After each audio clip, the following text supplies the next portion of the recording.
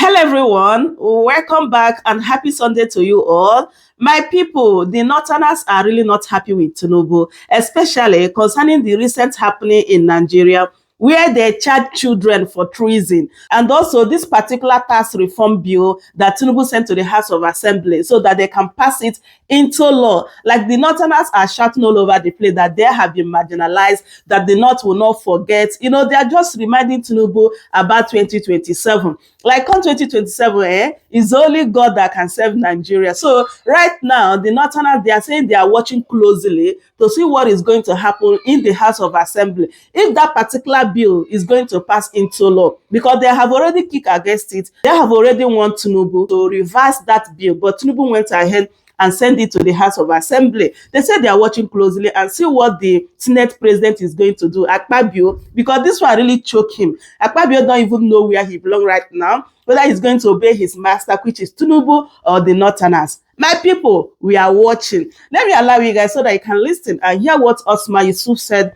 in this particular interview. I'm going to be right back. Thank you very much for having me today. All right, then, just diving right into it, I want to get your perspective on the implications of, prosecuting minors, especially in this case where we see the End Bad Governance protesters.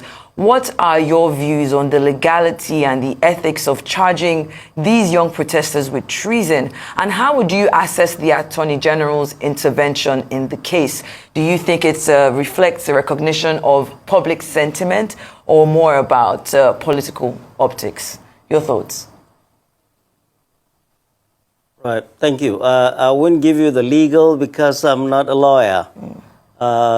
But I will talk about the ethics and the moral. These clips were sent to me from no less a place than outside the country. I didn't see them. I got one sent from Chicago, unknown number, and the other one from as far away as Brisbane, Australia. I called the numbers. These guys were journalists. They had seen the clips before I saw them. And they were asking me, is this real? Is this part of mass school abductions? I mean, so watching this clip, to be honest, was heart-wrenching. The point I bring about this foreign journalist calling me is we do not know the damage this thing has done to us in this country. The image of Nigeria and this government is dented by this. For us in the North, this is clearly reminiscent of the days when you have mass school abductions by bandits. And we bring them out in this large number. Fortunately for us, the case we saw, arraigned by the Ministry of Justice to a federal court, they look much worse than what we always get from bandits. So bandits take care of children better than our government. I mean, fellow Nigerians, these children, over 2,000 protesters were arrested during NSAS, during this End Bad Government protest, a protest that is a legitimate right of every citizen. Many were kept without their parents knowing where they were. They were blindfolded. We are getting reports from those who were released. They were blindfolded and transported and detained in centers across the North. These children, and I had the interview of their lawyer, there are 45 minors in this collection of children that were brought to court. These children were brought from Kano, from Kaduna, from Jos, from Gombe to Abuja. What were their crimes? Alleged crimes? Oh, treason. Trying to incite mutiny and change of government by the military, waving Russian flag, causing a regime change. These children you saw, this government is so jumpy and insecure because of what it's doing to this country. This is clearly, I mean, there's no two-way about it. This is clearly the government trying to terrorize us. and terrorize the most vulnerable amongst us, our children, and decriminalizing legitimate protests in this country. President Bola Ahmed Tinubu is a beneficiary of protest and agitation in this country. And what his government is doing is clearly trying to stifle any voice. And the voices of children, the President Bola Ahmed Tinubu, he's not only our commander-in-chief, but to a nation that is signatory to treaties all over the world in protecting the rights of children. He's also the chairman of ECOWAS. What is he going to tell them? What is he going to tell them? This is a bloody blow and a huge shame to this country, that we're doing this to our children by the government. By the government. When we collect these children from bandits, we take them to hospital and take care of them. But what did President Bola Ahmed Tinubu's government do to these children that collapsed in a court of law? They took them back to jail. They took them back to jail. And what did the Attorney General do when he came out? Oh, the Attorney General said he's going to recall the file. Excuse me, Mr. Attorney General, there's no file to recall. What we Nigerians demand is immediate and unconditional release of all of these children. They need to be taken care of in the hospital. They need to be better nourished. All their medical issues need to be taken care of. They need to be fully compensated for the pain and suffering this government has caused them. And their parents need to be fully compensated. And full investigation must be done as to who is responsible. And the police. The Inspector General of Police must take full responsibility for this, because this dastardly act was done on his watch. We are hearing reports that police abduct children from these cities in the north, Kano, Katsina, Kaduna, Jos, and Gombe, and illegally transported them for rendition here in Abuja on known locations. Many of their parents do not know where they were. Their appearance in court was the first time they saw them. So President Bola Ahmed Tinubu, this action is clearly terrorizing our citizens with the full complicity of the security services that swore to protect us, and the court that swore to uphold the law. This is unacceptable, and it's not going to be accepted. The law is a noble profession, and I salute, and every Nigerian should salute the efforts of the lawyers of these children, who doggedly and pro bono defended these children. And without them, we would not have known this. The same breath, I am going to condemn, and every Nigerian should condemn the actions, the callous actions of the prosecuting lawyer and the prosecuting judge. The law, like medicine, is common sense. The judge should have known that these children needed medical care, not to be left laying on the floor in a court of law. Where are they? How many have died? How many are going to die? We need to have the full account of this. These children must be reunited with their families and fully compensated. And the president needs to address this nation and stop this criminality we are seeing. It's not acceptable. Okay. All right, Prof. Thank you so much, Professor Usman Yusuf.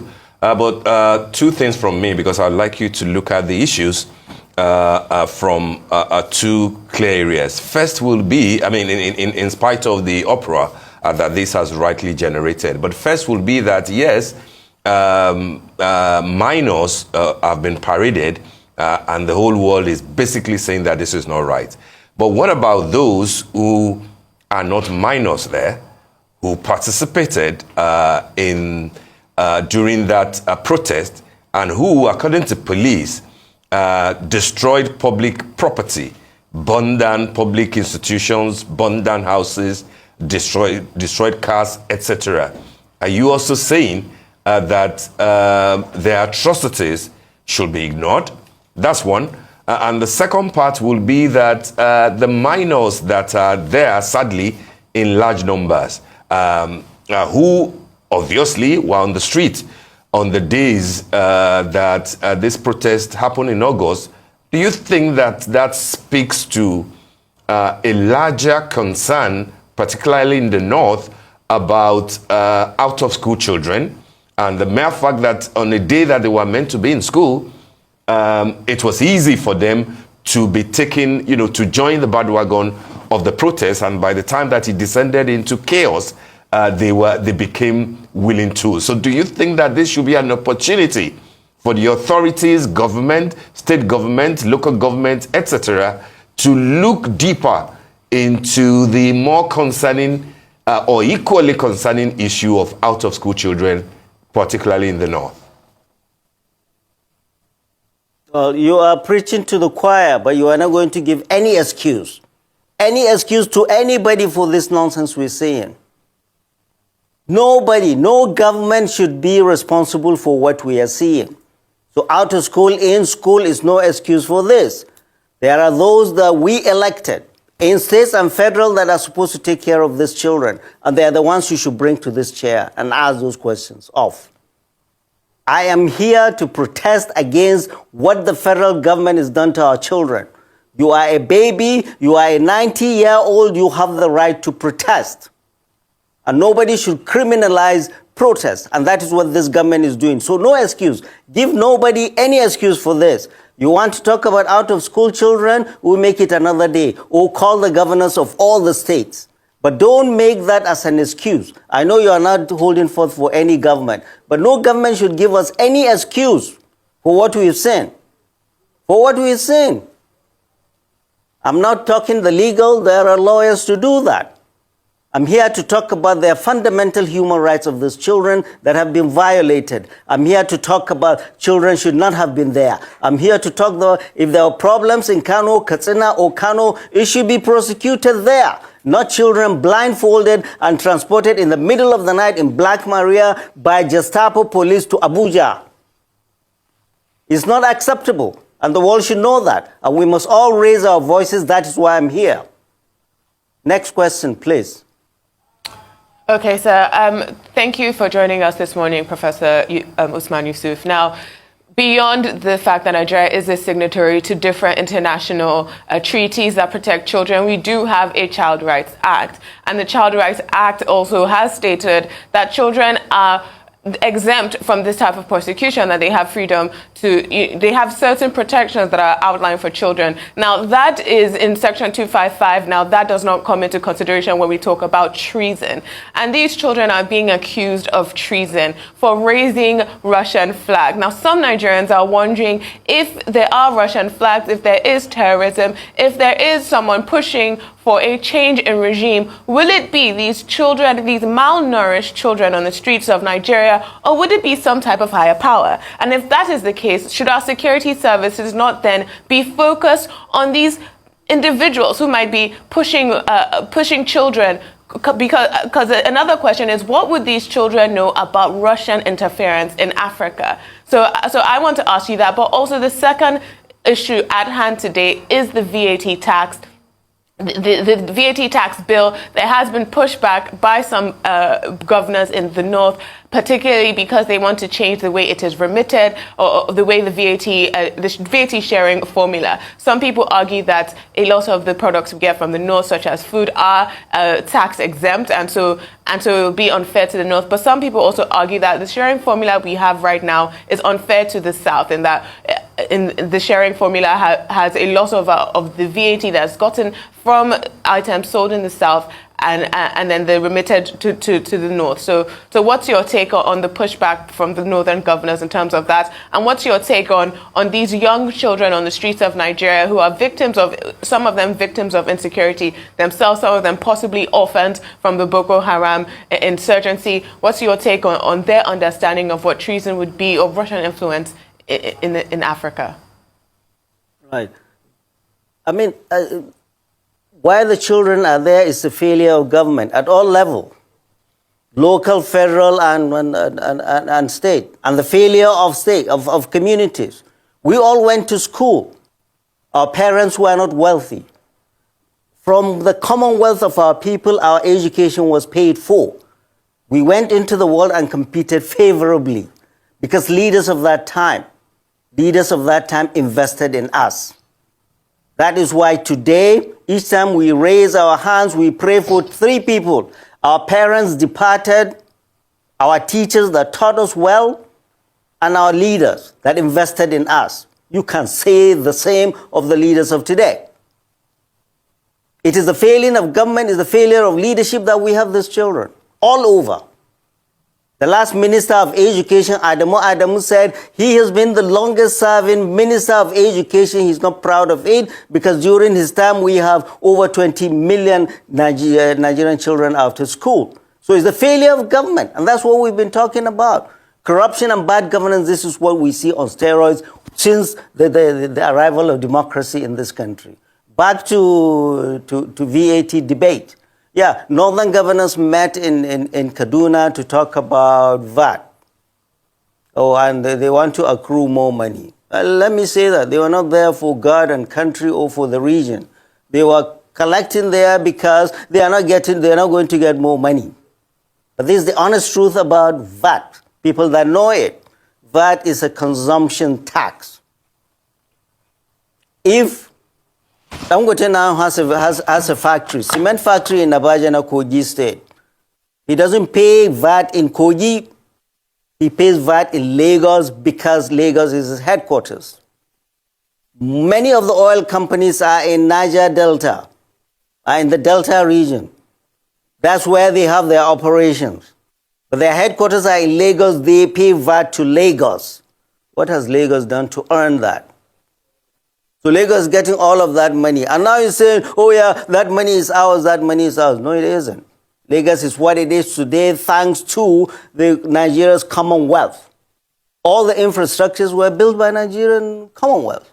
The ports, the bridges, the everything. If anybody asks you, you must pay. So people need to be sensible. There is this thing they call in the old Zulu adage, Ubuntu. You are who you are because of me. It's common humanity. So this selfishness, oh, it's me, it's me, it's me, and the president is following that, it's raising antenna alarm in the north.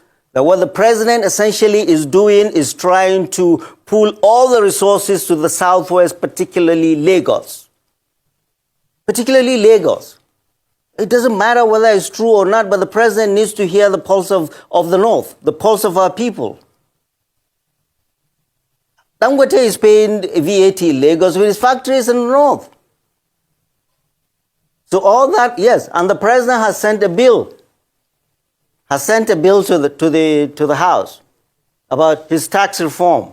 That is his right as the executive. But it is the right of our representatives, and we're watching them very closely. It is the right of our representatives to fight for us and kill that bill if it does not do well for the people they are representing. End of story. There is no argument. There is no argument. This is what democracy is. President Bola Ahmed Tinubu on his own cannot do things without reverting back to the House. And we have our representatives there that we will hold accountable. That's how much I will say about this.